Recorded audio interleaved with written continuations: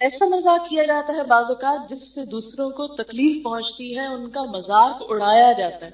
تو یاد رکھیے، ایک ہوتا ہے مذاق کرنا، مزاح کرنا کسی کے ساتھ، اور ایک ہوتا ہے کسی کا مذاق اڑانا. ہمیں اس سے بھی منع کیا گیا ہے. قرآن پاک میں اللہ تعالیٰ فرماتے ہیں، اے ایمان والو، مرد دوسرے مردوں کا مذاق نہ اڑائیں. ممکن ہے کہ یہ ان سے بہتر ہوں، اور نہ عورتیں عورتوں کا مذاق اڑائیں. ممکن ہے یہ ان سے بہتر ہوں، اور آپس میں ایک دوسرے کو عیب نہ لگاؤ، اور نہ کسی کو برے لقب دو، نہ کسی کو برے لقب دو. ایمان کے بعد فسق میں نام پیدا کرنا بہت برا ہے، اور جو توبہ نہ کرے وہی ظالم لوگ ہیں. اس سے کیا پتہ چلتا ہے؟ مذاق اڑانا منع ہے، کسی کے اوپر عیب لگانا منع ہے، اور کسی کو برے لقب سے یاد کرنا، چاہے اس میں مزاح کا پہلو نکلتا ہو، وہ بھی منع ہے.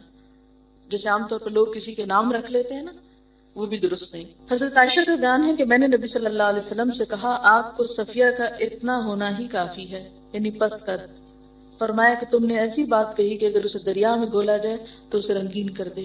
ایک اور جگہ پر آتا ہے کہ اس کو کڑوا کر دے. یعنی کہ اگر کوئی شخص کسی کے قد کے چھوٹا ہونے کے باوجود اس کو ٹھگنا کہہ دے تو یہ اتنی سخت بات ہے اور اتنی ناپسندیدہ بات ہے. کہاں یہ کہ کسی کے ناک کا مذاق، کسی کی آنکھوں کا، اور لوگوں نے باقاعدہ نام رکھے ہوئے ہیں نا پھر مختلف باڈی پارٹس کے، کہ فلاں کی فلاں چیز تو فلاں کی طرح ہے. بعض اوقات مذاق کی ایک صورت یہ بھی ہوتی ہے کہ کوئی شخص مثلاً کسی کرسی پر بیٹھنے لگا ہے تو اس کے پیچھے سے چپکے سے کرسی کھسکا دی اور وہ شخص دڑام سے نیچے جا گرا. اور اس میں جسمانی تکلیف کا اور جسم کو نقصان پہنچنے کا بھی اندیشہ ہوتا ہے. ایک اور بات یاد رکھیے کہ ایسے وقت میں جب کہ کوئی شخص گر کے یا پھسل کے گر جائے اور اگر بے اختیار بھی ہنسی آئے تو ہنسی کنٹرول کریں. کیوں؟ اس لیے کہ اگر کسی مصیبت زدہ کو دیکھ کر کوئی شخص ہنستا ہے تو اس وقت تک مر نہیں سکتا جب تک اس مصیبت میں خود گرفتار نہ ہو جائے. دنیا میں اس کی سزا بندے کو ملتی ہے. اسی طرح پرینک کال جو ہے وہ بہت عام ہو گئی ہیں. آواز بدل کے بات کرنا، فون پہ دوسروں کو ستانا. بعض اوقات ڈرایا بھی جاتا ہے. اچانک کوئی ایسا لباس پہن کے، اچانک کوئی ایسی شکل بنا کے سامنے آ جاتا ہے کہ جس سے دوسرا شخص سخت خوف زدہ ہو جاتا ہے. چیخ مار دیتے ہیں، بعض اوقات چیخ کر کسی کو ڈرایا جاتا ہے. بعض اوقات ایسے فیسز یا ماسک پہن کے دوسرے کو ڈراتے ہیں. آج کل یہ بھی بہت ٹرینڈ چلا ہوا ہے، تو یہ بھی چیز درست نہیں ہے. اسی طرح بعض اوقات کسی کی نقلیں اتاری جاتی ہیں، یعنی نقلیں اتار کر کسی کو ہنسایا جاتا ہے. ہمارے ہاں مزاح کی عمومی شکل کیا ہے؟ نقالی کرنا، ایکٹنگ کر کے دوسروں کے ایسے رول پلے کر کے مذاق اڑانا. حضرت عائشہ سے روایت ہے، نبی صلی اللہ علیہ وسلم نے فرمایا، میں پسند نہیں کرتا کہ میں کسی کی نقل اتاروں، خواہ مجھے اتنا اور اتنا معاوضہ مل جائے، یعنی ڈھیروں مالی کیوں نہ مل جائے، مجھے یہ اچھا نہیں لگتا کہ میں کسی کی نقل اتاروں.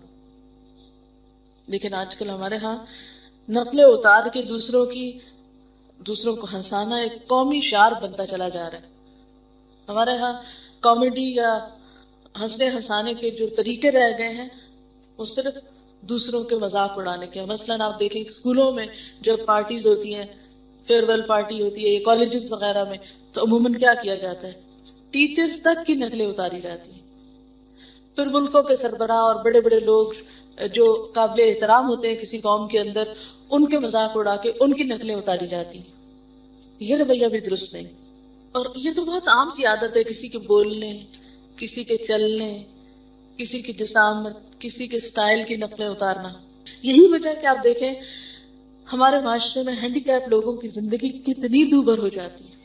مثلا اگر کسی کی چال درست نہیں، کوئی لنگڑاتا ہے، اس کو بولنے میں ہکلاہٹ ہے، کوئی کسی کا مثلا قد بہت چھوٹا ہے، کسی کے اندر کوئی جسمانی ڈیفیکٹ، عیب یا کمی کمزوری ہے، تو بیچارے ساری زندگی دل خراش باتیں سنتے ہیں. ہر راہ جاتا ان پہ ہنس رہا ہوتا ہے. خود سوچے کتنے تیر بیچاروں پہ برستے ہیں. کس قدر افسوس کی بات ہے. قرآن تو کہہ رہا ہے لا یسخر قوم من قوم، کوئی قوم کسی قوم کا مذاق نہ اڑائے. اور ہمارا حال کیا ہے کہ ہم نے اس کو مشغلہ بنا لیا. ہماری کوئی تفریح مکمل ہی نہیں ہوتی جب تک کہ کسی کی نقلیں نہ اتاری جائے، کسی کا مذاق نہ اڑایا جائے.